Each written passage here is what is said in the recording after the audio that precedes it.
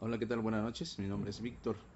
Con respecto a la lectura de multilingüismo, educación bilingüe, lenguas indígenas e inglés en Australia, para mí viene siendo una lectura muy importante que me motivó mucho a la reflexión y a un análisis y también a un contraste que inclusive podemos decir en el ámbito local, en el caso en el caso particular mío, por ejemplo, el estado de Oaxaca, donde hay una gran presencia aún de lenguas indígenas, o en el caso de México, como reconocerse un país multilingüe, pues de alguna forma, en alguna parte de la lectura me sentí reflejado, ¿no? Nos vimos reflejados en ese proceso. En el sentido de reconocer, por ejemplo, el caso de Australia, de que desde el momento en que vino la presencia del hombre blanco en procesos de colonización, pasó de existir una cantidad considerable de lenguas indígenas hasta tener en la actualidad una cantidad ya mínima, muy reducida, ¿no? Entonces, pues salen a reducir diferentes puntos, aspectos sobre todo, ¿no? Importantes, por ejemplo, el hecho de cómo este multilingüismo, en el caso de Australia, en vez de ser un factor positivo, en vez de ser un elemento que pudiera contribuir al desarrollo de la sociedad, prácticamente se vino a considerar como un problema, en el sentido de, a través de políticas asimilacionistas, ir poco a poco desapareciendo estas lenguas originarias, por así decirlo, ¿no? Entonces, en el caso de Australia particularmente, como lo presenta el autor, bueno, presenta fechas muy importantes, por ejemplo, en lo que sucede en el 98, en lo que sucede en el 2008, de cómo que parten de un proceso en el que hay primeramente un reconocimiento de las lenguas indígenas, hay un espacio en el que se le empieza a dar la cobertura, se le empieza a dar los procesos, digamos, formativos a través de programas de educación bilingüe,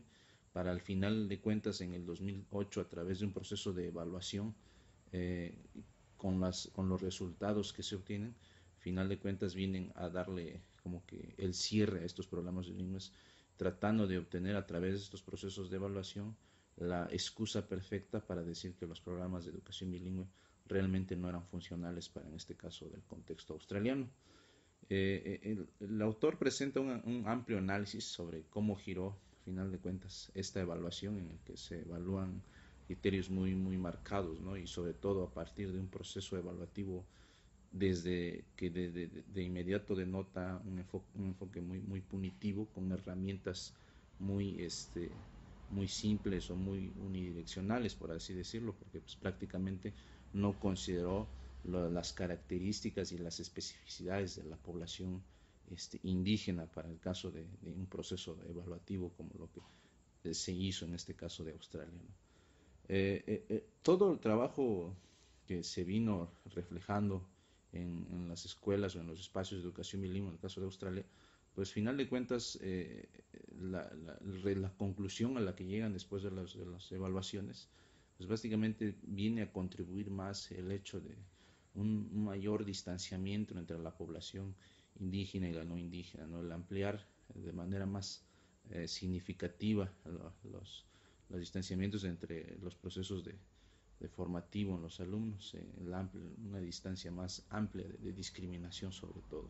Entonces, ¿qué nos muestra, no? El hecho de que después de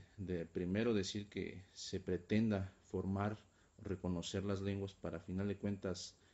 incidir y decir que realmente no cumplen, es dar a entender a la población que por mucho esfuerzo, por mucho intento que se haga, a final de cuentas las lenguas originarias, las culturas originarias siguen siendo un obstáculo para el desarrollo social, o siguen siendo un obstáculo para el Estado o para quienes de alguna forma dictan o determinan cómo debe ser el desarrollo de la sociedad, en este caso a través de un espacio muy homogéneo, donde el monolingüismo, en el caso del inglés, sea el predominante, donde la lengua de poder, como el caso de inglés, sea la que esté por encima de las demás, ¿no? Ahora, caso como de Australia, pues aún en el caso latinoamericano, en el caso de nuestro caso particular como México, y en el caso, por ejemplo, específico de Oaxaca, pues yo de alguna forma lo sigo notando de esa forma, ¿no? O sea, de que en el discurso se diga y se plantee que se están proveyendo mecanismos para mejorar la educación a nivel nacional, y que dentro de la educación a nivel nacional, la educación indígena también juega un papel fundamental, de que se promuevan procesos de evaluación tanto a docentes como a alumnos a través de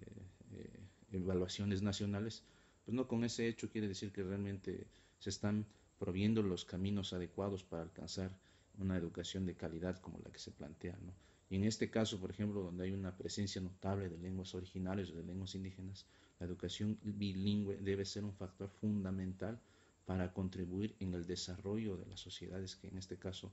tienen como lengua materna una lengua diferente a la del español.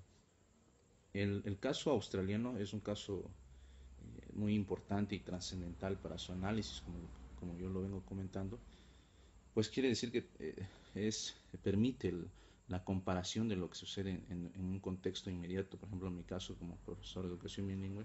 y cuáles los retos o cuáles siguen siendo los retos aún existentes para este campo, para esta área, en donde aún existe mucho por hacer y donde lo más fácil es promover una educación monolingüe en el que se desplace o se sigue imponiendo una lengua que no es la que de alguna forma se maneja como lengua originaria en las comunidades. Y también el grave riesgo que se corre el hecho de implementar o abanderarse como un proceso de educación bilingüe y lo único que se lleva a cabo es el desplazamiento de la lengua originaria a través, precisamente como lo digo, de enmascarar que realmente se da una educación bilingüe. Toda esta lectura del caso australiano, pues para mí es muy significativo y permite, como digo, hacer un análisis, ¿no? En retrospección de que tanto a nivel, como en este caso en Latinoamérica, como en otros países, la imposición de un solo mundo, de ver que nada más exista una sola lengua de dominio, que sean dos, tres las lenguas de poder, pues siguen latentes, ¿no? Y siguen siendo como que un factor predominante en las políticas públicas, en las políticas educativas, y que siguen permeando de diversa manera, ya sea en los currículums, en los materiales educativos, en la formación del profesorado, como en este caso de Australia y como en diferentes partes del contexto a nivel, podemos hablar a nivel mundial, ¿no? Bueno, hasta ahí dejo mi comentario, espero que sea el más adecuado. Muchas gracias.